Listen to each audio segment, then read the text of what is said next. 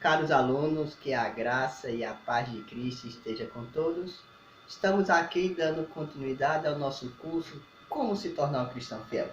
E hoje com a lição de número 16, com o tema Entrando na Igreja. Nossas últimas lições estamos refletindo e aprendendo sobre a igreja. Então, na lição de hoje, Entrando na Igreja, o Novo Testamento deixa claro o valor inestimável da igreja. Vemos seu valor na sua origem divina.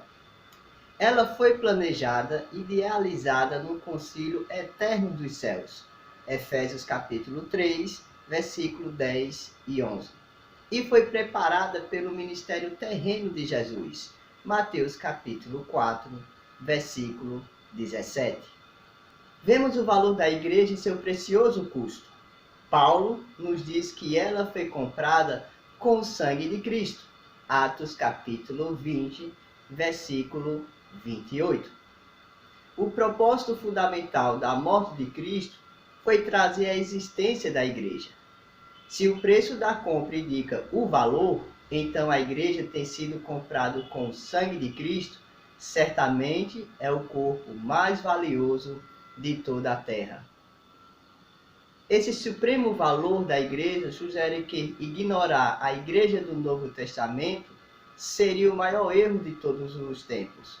O valor inconfundível da igreja, pela qual que sinceramente indaguemos, necessita refletir sobre essa pergunta. Como se entrar na igreja? Talvez não exista pergunta mais relevante do que esta. Vamos nos concentrar em achar essa resposta no Novo Testamento. A resposta anunciada. Cristo foi definitivo quando aos que ele queria que seus discípulos fizessem depois que ele voltasse aos céus. O Novo Testamento registra 3 relatos completos de sua comissão. Mateus, capítulo 28, versículo 18 a 20. Marcos, capítulo 16, versículo 15 e 16. Lucas, capítulo 24, versículo 46 e 47. A importância desses relatos dificilmente pode ser submetida. Eles apresentam a direção de Cristo para os discípulos por toda a era cristã. Primeiro, Cristo deu o encargo mundial aos discípulos dizendo: Ide por todo mundo, pregai o evangelho a toda criatura.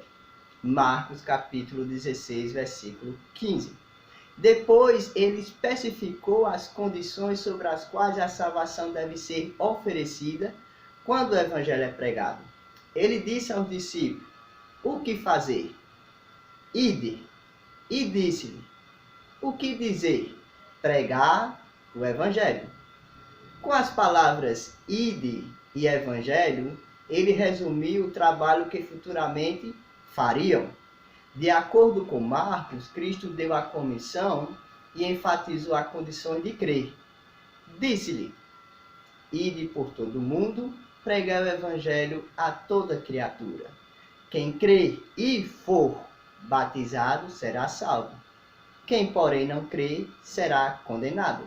Marcos capítulo 16, versículo 15 e 16. O batismo é claramente mencionado como uma condição nesses registros da comissão, mas a ênfase parece estar na fé. Segundo Lucas, Cristo comissionou os discípulos em outra ocasião, enfatizando o arrependimento. Lucas capítulo 24, versículo 46 e 47, que diz: assim está escrito, que o Cristo havia de padecer e ressuscitar dentre os mortos no terceiro dia, e que em seu nome se pregasse arrependimento para remissão de pecados a todas as nações, começando de Jerusalém. Arrependimento, que significa contra a mente, ou seja, voltar para Deus, devia ser uma ideia principal da pregação do Evangelho na era cristã. Mateus ilustrou Cristo dando a comissão numa montanha da Galileia, onde enfatizou: O batismo. Disse-lhe Jesus: Toda autoridade me foi dada no céu e na terra. Ide, portanto, fazer discípulos de todas as nações, batizando-os em nome do Pai, e do Filho, e do Espírito Santo, ensinando-os a guardar todas as coisas que eu vos tenho ordenado. E eis que estou convosco todos os dias até a consumação do século. Mateus capítulo 28, versículo 18 a 20. Obviamente, as três condições sobre as quais a salvação se entende são fé, arrependimento e batismo, sendo que cada foi escolhida pelo nosso Senhor, por Jesus Cristo. E esses três termos estão relatados na grande comissão. Essas três condições são evidentes e facilmente percebidas. Ninguém pode levar a sério a comissão de Jesus sem conhecer essas condições e reconhecer sua importância no plano de Deus. A resposta ampliada. As condições para a salvação, ou ser a igreja, são apresentadas no Novo Testamento, mas também claramente ilustradas no livro de Atos dos Apóstolos. Por exemplo, o livro começa com a emocionante história do estabelecimento da igreja, em Atos capítulo 2. A multidão, persuadida pelo sermão de Pedro, clamou: Que faremos? Crer em Jesus permitiu esse clamor. Pedro mandou que se arrependessem e fossem batizados para perdão dos pecados. Atos capítulo 2, versículo 38. Quase 3.000 pessoas foram batizadas naquele dia. Atos capítulo 2, versículo 41. Por seguinte, Atos capítulo 2, versículo 47 diz: Acrescentava-lhe o Senhor dia a dia os que iam sendo salvos. O grupo ao qual eles eram acrescentados é depois referido como a igreja. Atos capítulo 5, versículo 11. Jesus Cristo, em sua comissão final, especificou a fé, o arrependimento e o batismo como as condições sob as quais a salvação deve ser proclamada.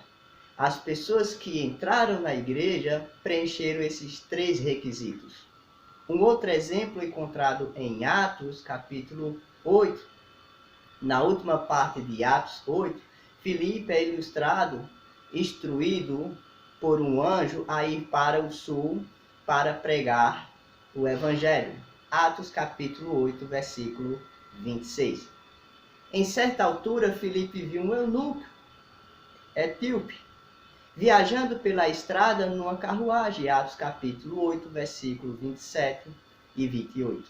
Esse homem era muito religioso, mas ainda não era cristão. Filipe foi instruído pelo Espírito Santo a aproximar-se do etíope e juntar-se a ele. Atos capítulo 8, versículo 29. Indo até ele, descobriu que estava lendo um livro de Isaías, mas não entendia o que lia. Atos capítulo 8, versículo 31. Filipe começou com a passagem que o etíope estava lendo e explicou-lhe a história de Jesus Cristo. Atos capítulo 8, versículo 35.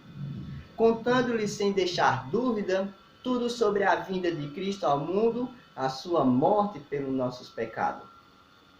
Ao viajarem, conversando sobre Cristo, chegaram a um lugar onde havia água. O etíope perguntou se poderia ser batizado. Tendo crido, era apropriado ser batizado. Pararam a carruagem e entraram na água. Filipe imergiu o etíope. Atos capítulo 8, versículo 38. Após o batismo, o etíope seguiu viagem cheio de júbilo. Mais uma vez, os termos de Jesus Cristo apresentou para a salvação em sua comissão final foram seguidos. Crer em Cristo tornou-se uma realidade e consequência da pregação feita por Filipe. O etíope era um homem religioso que estava sinceramente tentando fazer a vontade de Deus. O arrependimento, portanto, foi óbvio a partir do momento que ele aceitou a mensagem de Cristo. O batismo é retratado nesse episódio mais claramente do que qualquer outro livro de Atos. Tanto Filipe quanto Etíope desceram as águas e Filipe o imergiu. A resposta aplicada. Esses termos para a entrada na igreja devem ser aplicados a cada um de nós. A comissão final de Cristo não mudou. Hoje é igual ao que foi dada. Os termos da salvação são precisamente para nós os mesmos que foram dados aos que ouviram o primeiro sermão pregado por Pedro. Cristo estabeleceu o termo para entrar na igreja. É ele que dá o fato e acrescenta os membros. As instruções procedentes de Cristo não podem ser alteradas por homens. Não devemos permitir substituição nem deturpação alguma. Quando alguém hoje adere os termos que Cristo deixou na grande comissão, ser acrescentado à igreja ou entrando na igreja requer fé, arrependimento, batismo. E o próprio Jesus Cristo acrescenta à igreja.